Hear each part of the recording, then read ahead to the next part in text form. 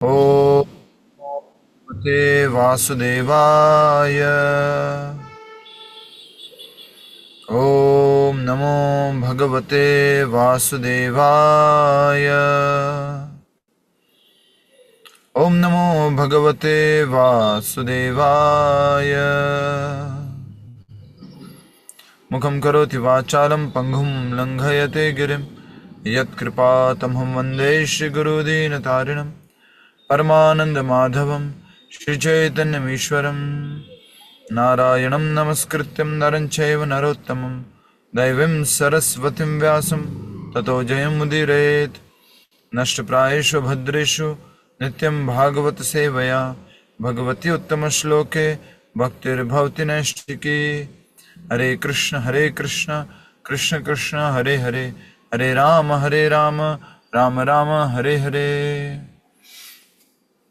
सभी भक्तों का पुनः स्वागत। आज के श्रीमद् भागवत कथा रूप कार्यक्रम में हम एक और नया अध्याय शुरू करने जा रहे हैं। कल हमने महाराज नृग के बारे में पढ़ा था और महाराज नृग ने अपने पूर्व जीवन के बारे में बताया, जो अभी इस जीवन में भगवान श्री कृष्ण के स्पर्श से एक गोप मतलब एक लिजार्ड, एक छिपकली, बड़ी छिपकली के रूप से एक दिव्य देव पुरुष के रूप में जो प्रकट हुए थे भगवान श्री कृष्ण के स्पर्श से, उन्होंने अपने पूर्वजन्म के बारे में बताया, किस तरह से वो अपने कर्म के कारण अपने एक तरह से ब्राह्मणों के प्रति, क्या कह सकते हैं उसको, लिखा हुआ था स्पष्ट, ब्राह्मणों के प्रति क्या हो गया था, गलती हो गई थी प्रभु जी। ब्राह्मणों की गाय भूल से दूसरे ब्राह्मण को दे दी गई थी। यस, और कोई कठोर व्यवहार किया ब्राह्मणों से कठोर व्यवहार किया। हरि बोल। और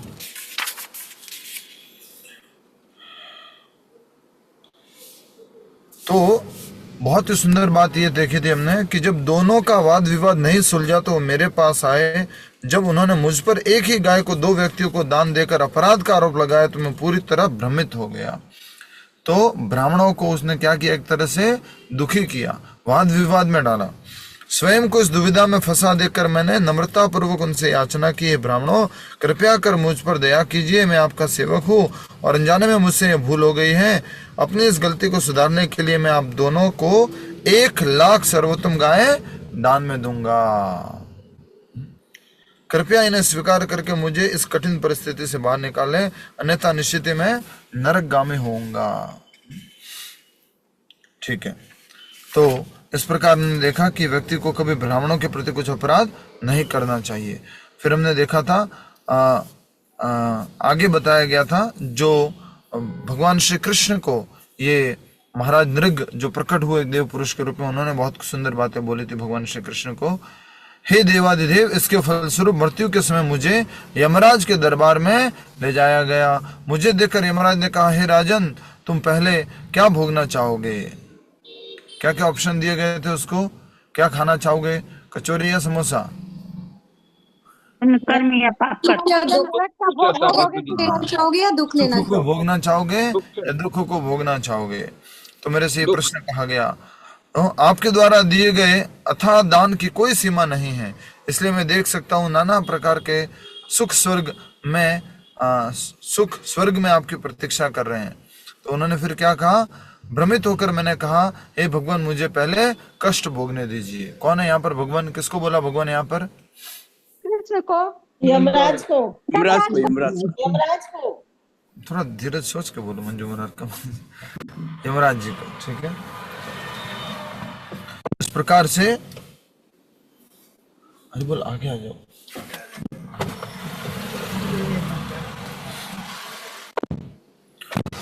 ठीक है, फिर आगे देखते हैं क्या कहा। कृष्ण भक्ति श्री कृष्ण के प्रति प्रेम विकसित करती है, पुण्य कर्मों के प्रति नहीं। तो हमें कृष्ण भक्ति करनी है। आप में से बहुत सारे लोग जिनको धन संपत्ति वैभव प्राप्त है, बहुत सारा धन मिल चुका है, एक बात याद रखिए, पिछले जन्म में पुण्य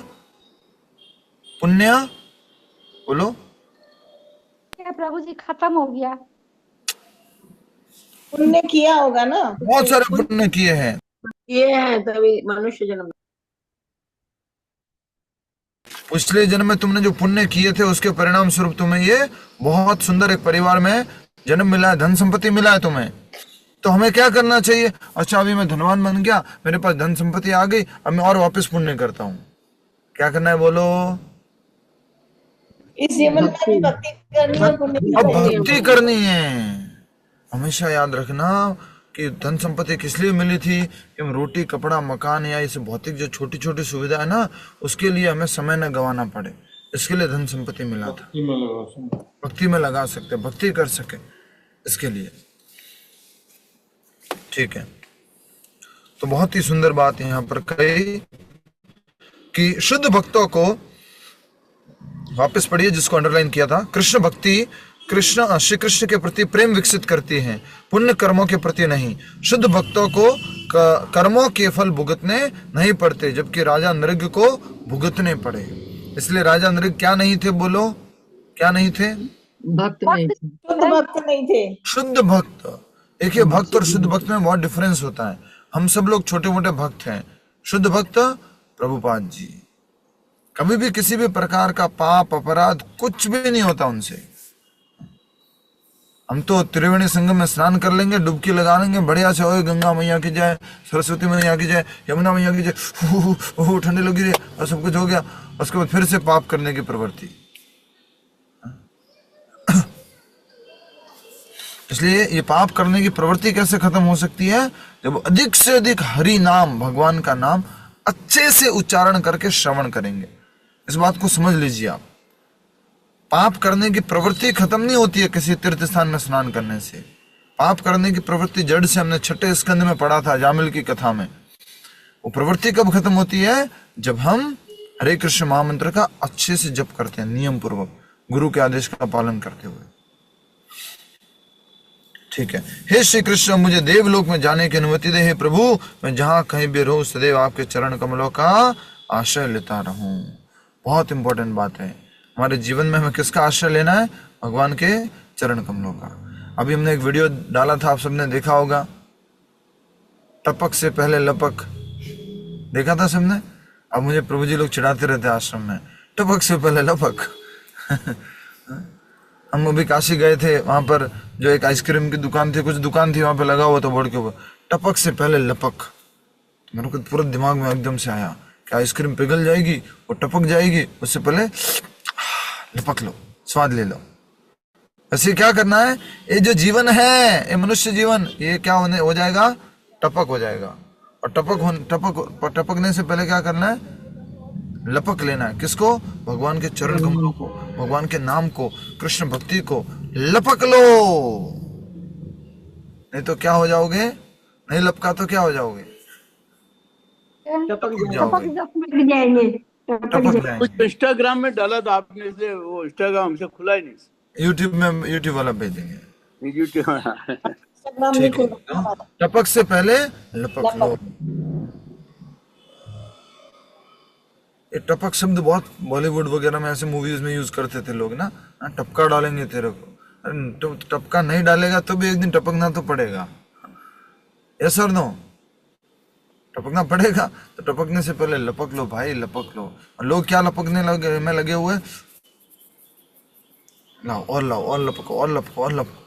अरे भगवान के नाम को लपको, भगवान की भक्ति को लपको। ठीक है। तो इस प्रकार बहुत ही सुंदर ये चर्चा थी। और लास्ट में हमने देखा था इसमें, हे पुत्रो। अभी हे पुत्र कौन है? ये किसके पुत्र है? कौन किसको कह रहे हैं? भगवान अपने पुत्रों को कह रहे हैं, हे पुत्रों, तुम कभी भी किसी ब्राह्मण से कठोर व्यवहार मत करना, चाहे वे तुम्हारी निंदा करें अथवा तुम्हारे ऊपर आक्रमण करें। मुस्कुराते हुए बस उनका सम्मान करना। जिस प्रकार मैं सदैव ब्राह्मणों का सम्मान करता हूँ, उसी प्रकार तुम भी करो, क्योंकि मैं ब्राह्मणों का अपमान करने वाले व्यक्ति को दंड देता हूँ। इस संदर्भ में महाराज नृग की कथा सदैव याद रखना। तो ब्राह्मणों को कभी भी हमें दुर्व्यवहार नहीं करना है, हमें उनको सम्मान देना है और उनका अपमान नहीं करना है। और भगवान श्री कृष्ण क्या कहते हैं? भगवान श्री कृष्ण का प्रणाम मंत्र कौन सा है जिसमें वो कहते हैं कि ब्राह्मण मुझे प्रिय है? रुको रुको रुको रुको रुको, कोई नहीं बताएगा। मंजू मुरार का माता जी, कौन सा प्रणाम मंत्र है भगवान श्री कृष्ण का जिसमें कहते हैं वो कि ब्राह्मण मुझे नमो ब्राह्मण देवाय गो ब्राह्मण हिताय च जगत हिताय कृष्णाय गोविंदाय नमो नमः। सबकी ओर से तालियां तो बनती है प्रभु जी, अरे वो मानना पड़ेगा, वेरी नाइस। नमो ब्रह्मण्य देवाय, ठीक है, पहला क्या है ब्रह्मण्य, दूसरे में ब्राह्मण आता है। नमो ब्रह्मण्य देवाय, गो सबसे पहले गो प्रिय है भगवान श्री कृष्ण को, ब्राह्मण से भी पहले कौन प्रिय है, गो। ब्राह्मण बनता है कैसे है, गो का दूध पी करके, जब उसके ब्रेन में जो नसें हैं, जो उसकी जो अलग अलग प्रकार की कोशिका है वो तुष्ट होती है, संतुष्ट होती है, और उससे वो शास्त्र अध्ययन करने की उसको शक्ति मिलती है, और उससे फिर वो ब्राह्मण के गुण ला पाता है। और हम लोग क्या दूध पीते हैं ऐसा शुद्ध दिखाएगा, नहीं मिलता है, कुछ लोग पीते हैं, यस हरि बोल। तो इस तरह से भगवान श्री कृष्ण ने कहा है, सबको याद रखना है ये श्लोक। कौन सा श्लोक है जिसमें, कौन सा प्रणाम मंत्र है भगवान श्री कृष्ण का जिसमें वो कहते हैं कि मुझे ब्राह्मण और गाय प्रिय है। नमो ब्रह्मण्य देवाय गो ब्राह्मण हिताय च जगत हिताय कृष्णाय गोविंदाय नमो नमः। मुझे ब्राह्मण बहुत प्रिय है, मुझे गाय बहुत प्रिय है। ठीक है, आज चलिए नया अध्याय शुरू करते हैं। अध्याय संख्या क्या हो जाएगी,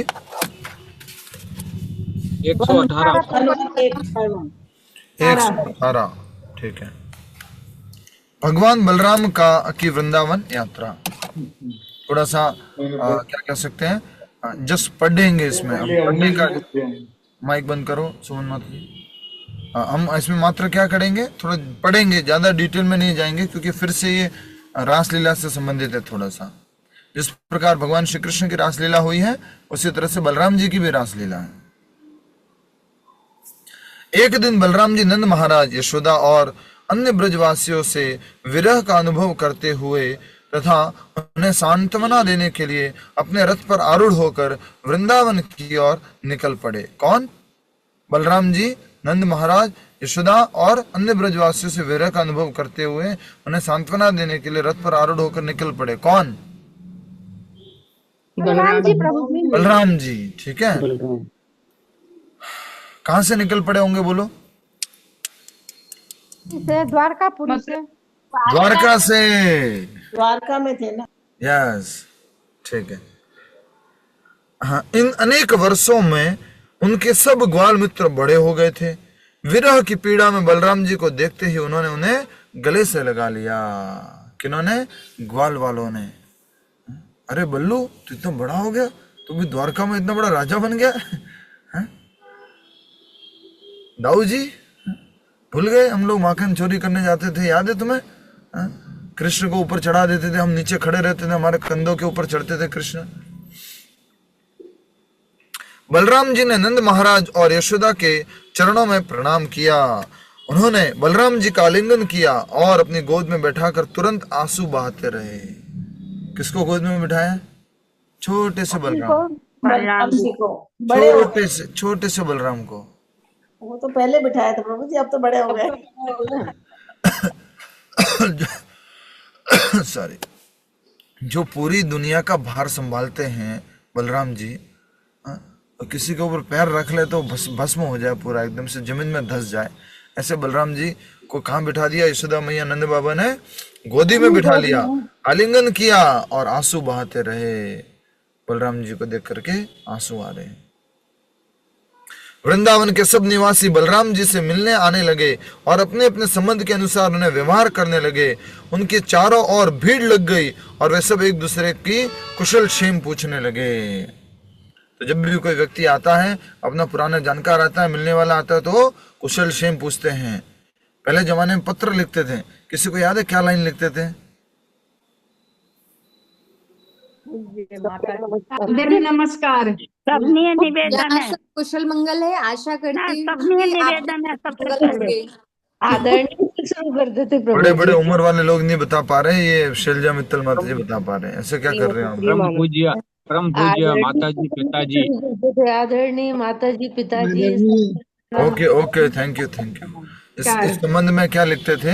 इस तरह से लिखते थे, हम सब यहाँ कुशल मंगल हैं और आशा करते हैं कि आप भी कुशल परिवार सहित आनंद में होंगे, स्वास्थ्य ठीक होगा।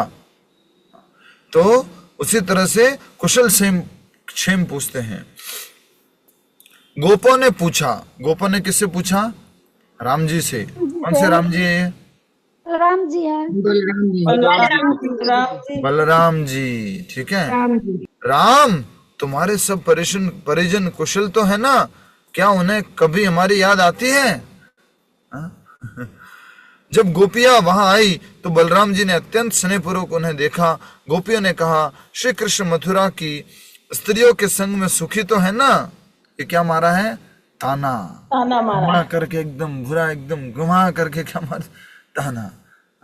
हमारे पास तो रहे नहीं, वो चले गए हैं, और उनको तो वहाँ शहर की जो है स्त्रियां गोपियां मिल गई हैं, वो सब बड़े बड़े घर की है, बड़ा बड़ा धन संपत्ति है, बड़े बड़े घर है उनके पास, तो उनके तो अच्छे अच्छे परिवार में दोस्ती हो गई है, ऐसे करके बलराम जी को छेड़ रही है गोपियां। जब गोपियां वहां आई तो बलराम जी ने अत्यंत स्नेहपूर्वक उन्हें देखा। गोपियों ने कहा, श्री कृष्ण मथुरा की स्त्रियों के संग में सुखी तो है ना? क्या वे कभी अपनी माता पिता एवं अन्य परिजनों का स्मरण करते हैं? अभी भी गोपियां क्या सोच रही है, लोग कहाँ पर हैं? कृष्ण बलराम कहाँ पर हैं? मथुरा में। क्या कभी उन्हें हमारी भी याद आती है? और क्या कभी कृष्ण अपने माता पिता से मिलने वृंदावन आएंगे? इनडायरेक्टली क्या पूछ रही है, बोलो? क्या वो अपने माता पिता से मिलने आएंगे? मतलब इनडायरेक्टली क्या पूछ रहे हैं? उनको खुद को मिलना से मिलना आएंगे तो हमसे भी मिलेंगे। हाँ, बैकग्राउंड में क्या है?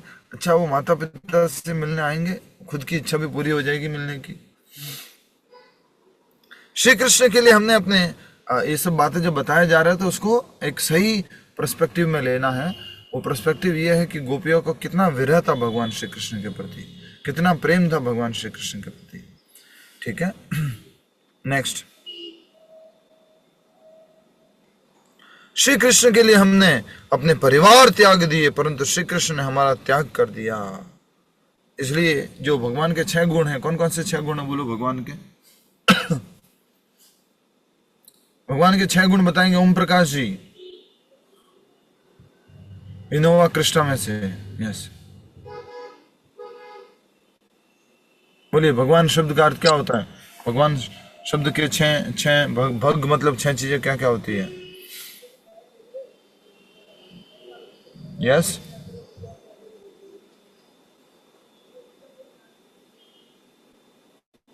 बोलिए। नहीं मालूम? रामावतार जी, रामावतार जी। नहीं है प्रभु जी, मैं देखता हूँ, लिखा हुआ है। यस, प्रभु जी बताओ। प्रभु जी मैं बताऊं? कौन बताएगा? और कौन बताएंगे? जल्दी जल्दी जल्दी, समय कम है मुझे। यस, क्या लक्ष्मी माता जी बताएंगे? भग शब्द का अर्थ क्या क्या होता है? जय लक्ष्मी माता जी।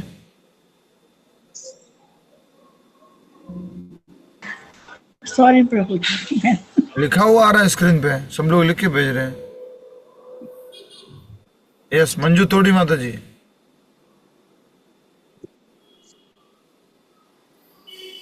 वो माता जी कहाँ गए हमारे? आगरा वाले, बदायूं वाले।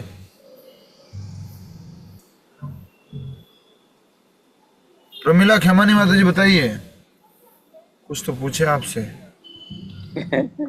यस, प्रमिला खेमानी माता जी। एक और कुरियर वाला है। जागो। देखो कौन। यस, क्यूआर भेजना, पेमेंट कर दूंगा। बोल। यस, माता जी कहाँ गए? कौन बताएंगे? जनक जी। हरे कृष्णा, कोई नहीं बताने वाला है। Very nice. जी मैं बताऊं? हरे कृष्णा प्रभु जी। ये तो माता जी रटा हुआ होना चाहिए ना, सबको एकदम याद होना चाहिए। सुशील जी बताइए, आप बताइए। क्या चीज है? बताओ। बस बात करो ना, इसमें रिकॉर्ड हो रहा है। प्रभु धन, ऐश्वर्य, त्याग, बल। यस, और ज्ञान, तप, यश, प्रभाव, सौंदर्य एवं त्याग। सौंदर्य धन्यवाद वगैरह। सभी का, धन्यवाद। हरे कृष्णा। प्रभु जी बता भगवान दूं? का भग का अर्थ है ऐश्वर्य और वान का अर्थ है से युक्त, मतलब ऐश्वर्य से युक्त। बताइए। नाम गुण लीला नहीं प्रभु जी। नहीं, यश दयालु सत्य ओके, धन्यवाद आप सभी का, बहुत बढ़िया। आपके टीचर जो हरिनाम दास जी हैं उनको पनिशमेंट मिलना चाहिए क्योंकि उनको पढ़ाना नहीं आता है, उनको सप्लीमेंट्री मिलेगी आज। प्रभु जी हमसे पूछ लो ना, हम बता देंगे। कितनी बार आप सब माताओं को, पिताओं को, प्रभुओं को, भाइयों को, बहनों को, सबको बताया है। भग मतलब 6 चीजें, भग मतलब 6 चीजें। वो क्या क्या है? नाम, बल, रूप, ज्ञान, ज्ञान, धन धन, और त्याग। त्याग। हमें पूछा ही नहीं प्रभु जी, मेरे से पूछ लेते। माता जी, प्रभु जी हम भी बोल रहे थे आपसे। यस माता जी, जिनको मालूम है उनकी अच्छी बात है, बट कुछ लोग, बहुत सारे लोग हैं जिनको मालूम नहीं है, तो ये बिल्कुल अच्छी बात नहीं है। भग शब्द के 6 अर्थ होते हैं। भग मतलब षड ऐश्वर्य, 6 ऐश्वर्य। और 6 ऐश्वर्य कौन कौन से हैं? यश मतलब नाम कितना बड़ा है, धन, धन बहुत कितना है, ज्ञान, ज्ञान कितना है, सौंदर्य कितना है, और बल कितना है, और त्याग कितना है। ऐश्वर्य से समग्रस्य यशः श्रीः ज्ञान वैराग्यम छन्नाम इति भगः। ये 6 चीजें क्या है? भग है। और जो इन 6 चीजों को रखता है उसको क्या बोलते हैं? भगवान। भगवान। तो मिथिलेश माता जी, हम भगवान है कि नहीं है? हम भी है, भगवान है प्रभु जी। मिथिलेश माता जी, वो निकल ही ना दिया। हाँ मिथिलेश माता जी। अरे वो खुल ही नहीं रही है। क्या खोलना है माता जी? आप बोलो ना, उत्तर दो ना। आपकी आवाज आ रही है तो खुला हुआ है तभी तो आ रही है आपकी आवाज, अभी बंद हो गया।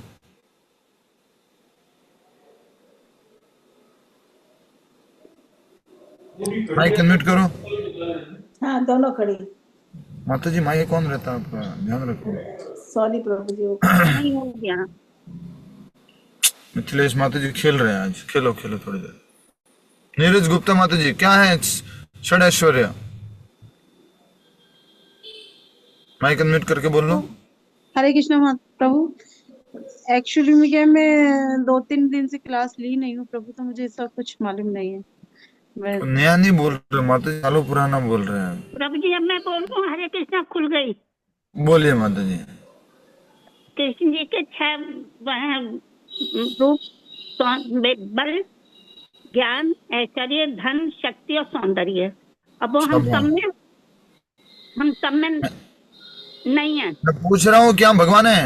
नहीं, भगवान नहीं। हम भगवान कैसे हो सकते हैं प्रभु जी? परिभाषा के अनुसार क्वालिटी वाइज तो हो सकते हैं, लेकिन उनके वैसे थोड़ा ना हो जाएंगे। मतलब वैसे तो है ऐश्वर्य, शक्ति भी, और हमेशा ध्यान रखिए 6 के 6 ऐश्वर्य जो हैं हम सब में पाए जाते हैं, क्योंकि हम परम भगवान के अंश हैं। 6 के 6 ऐश्वर्य हमारे अंदर भी हैं, सुंदरता भी है, ज्ञान भी है, बल भी है, त्याग भी है और धन भी है। ये सब 6 के 6 ऐश्वर्य हमारे अंदर पाए जाते हैं, लेकिन असीमित मात्रा में नहीं है। असीमित मात्रा में किसके पास है? भगवान श्री कृष्ण के पास है। इसलिए उनको क्या कहा जाता है? परम भगवान। हम छोटे मोटे उनके अंश हैं, पर हमारे को साधारण भाषा में भगवान नहीं बोलते हैं। ठीक है, ओके नेक्स्ट।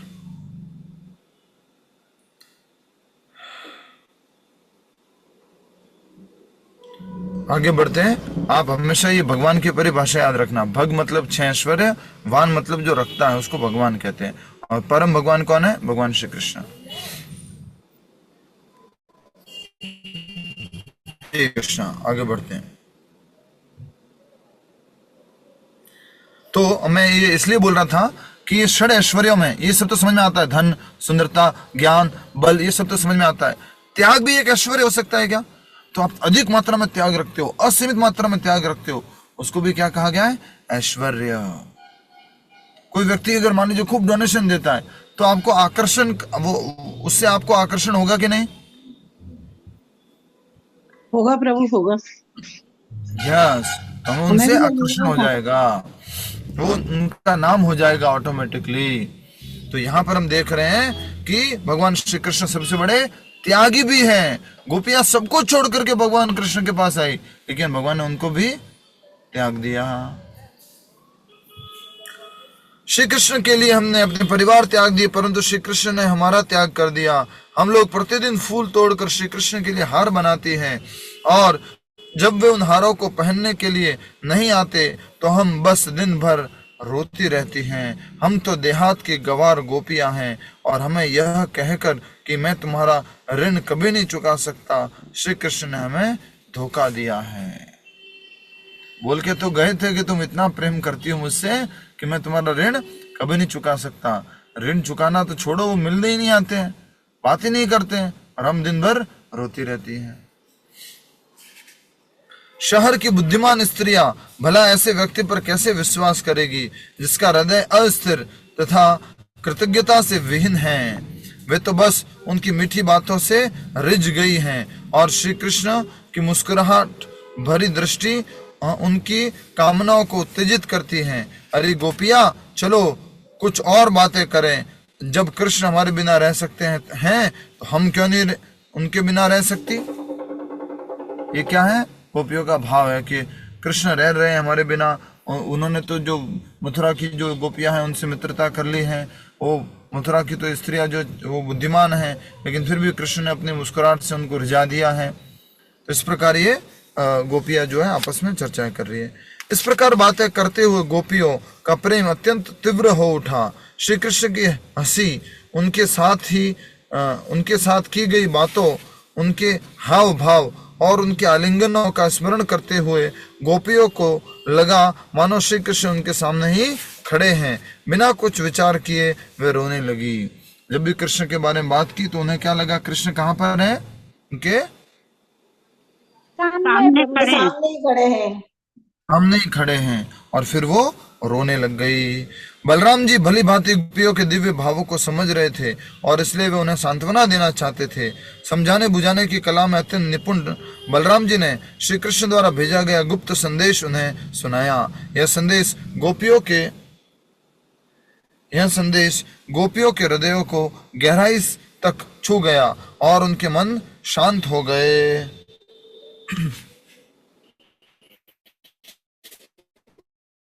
नेक्स्ट, भगवान श्री कृष्ण ने जो संदेश दिया था वो गोपियों को सुनाया बलराम जी ने। गोपियां शांत हो गई। बलराम जी चैत्र और वैशाख के 2 महीने वृंदावन में रहे, और प्रत्येक रात्रि गोपियों की प्रेम इच्छाओं को पूरा करने के लिए उन्होंने रासलीला की। आचार्य बताते हैं कि जिन गोपियों के साथ बलराम जी ने रासलीला की वे श्री कृष्ण की गोपियों से अलग थी। ठीक है, साफ साफ लिखा हुआ। श्री कृष्ण की रासलीला के समय बलराम जी की गोपियां बहुत छोटी थी।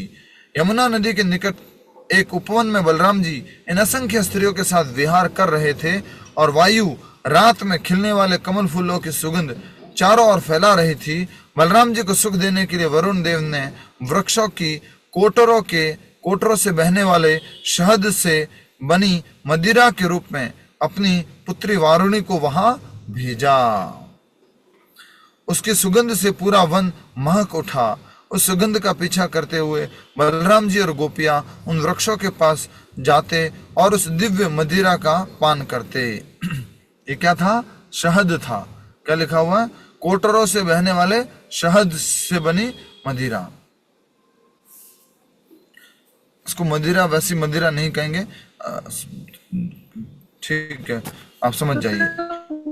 कोटर यानी कोटरों, ये क्या?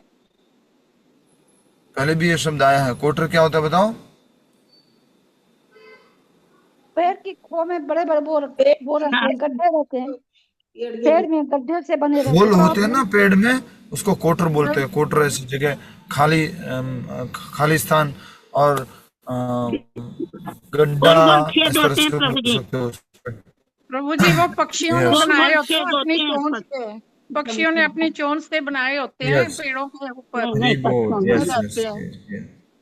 कोटर। ओके। गोपियां बलराम जी का यशोगान करके उन्हें अत्यंत सुख दे रही थी, और मानो नशे में चूर बलराम जी के नेत्र आनंद में घूम रहे थे। तभी बलराम जी के मन में गोपियों के साथ यमुना में जल में खेलने की इच्छा हुई। जब उन्होंने यमुना को अपने पास आने की आज्ञा दी तो यमुना ने उन्हें नशे में चूर समझकर उस आज्ञा की उपेक्षा कर दी। भगवान जी बलराम जी गोपियों के साथ नृत्य कर रहे, खेल रहे हैं, और उस समय यमुना मैया में उनको इच्छा हुई कि वो विहार करें, यमुना मैया में खेले। तो उन्होंने सोचा मैं यमुना को बुलाता हूँ, यमुना तुम इधर आओ। तो यमुना मैया ने क्या सोचा, ये तो नशे में है और इसलिए मैं उनके पास नहीं जाऊंगी। अब देखिए क्या होता है,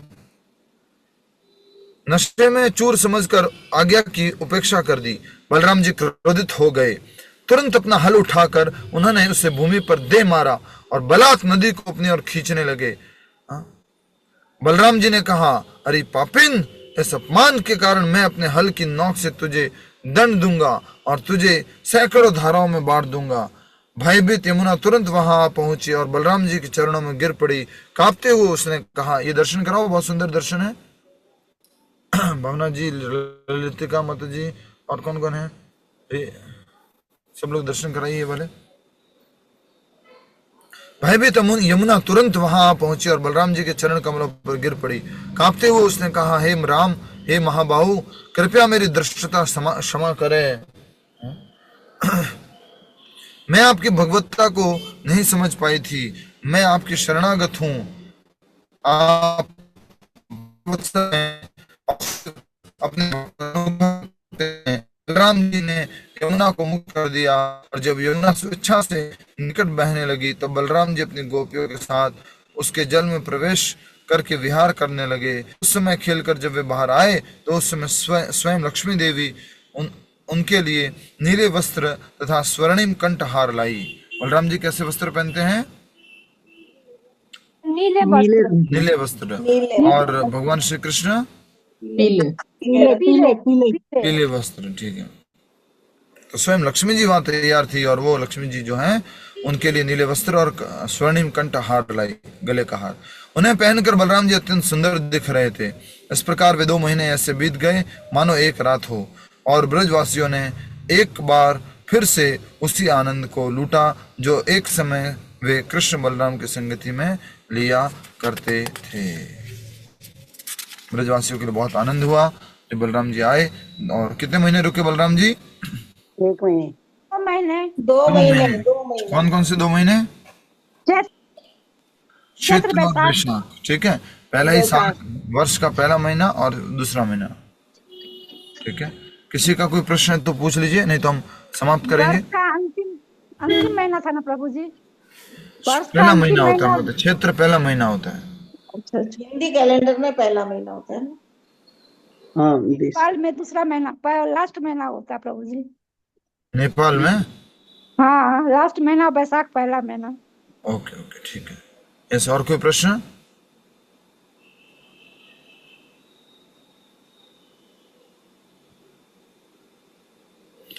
तो बलराम जी ने हल क्या होता है जो उन्होंने अपना हल उठाकर उन्होंने उसे भूमि पर दे मारा? माता जी आप कहाँ रहते हैं? जोतने वाला। माता जी कहाँ रहते हैं आप? दिल्ली में रहती हूँ, करोल बाग। माता जी हल नहीं मालूम आपको? हल जो खेत जोतते हैं वो कह रहे हैं? हाँ, वही बलराम जी का शस्त्र वही है ना। अच्छा, देखिए यहाँ दर्शन दिखाया गया है। हाँ, ठीक। हल बलराम जी का अस्त्र हल है। भगवान श्री कृष्ण के हाथ में बांसुरी रहती है, तो बलराम जी के हाथ में हल रहता है। थैंक यू प्रभु। हाँ, हरे कृष्ण प्रभु जी। यस माता जी बोलिए। वो भगवान श्री कृष्ण कभी नहीं गए क्या वापस वृंदावन में? वापस नहीं गए माता जी। हरे कृष्ण। हरे कृष्ण। ऐसे और कोई प्रश्न?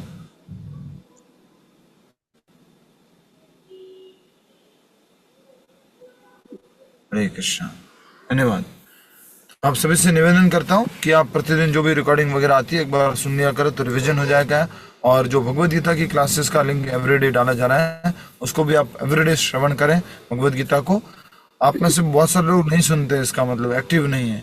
मैं लिंक नहीं भेजता हूँ तो कोई बोलता भी नहीं है कि लिंक नहीं आया, कोई नहीं बोलता कि आज लेट आएगा क्या। एक्टिव हुई है थोड़ा, तो भूल जाते हैं कई बार।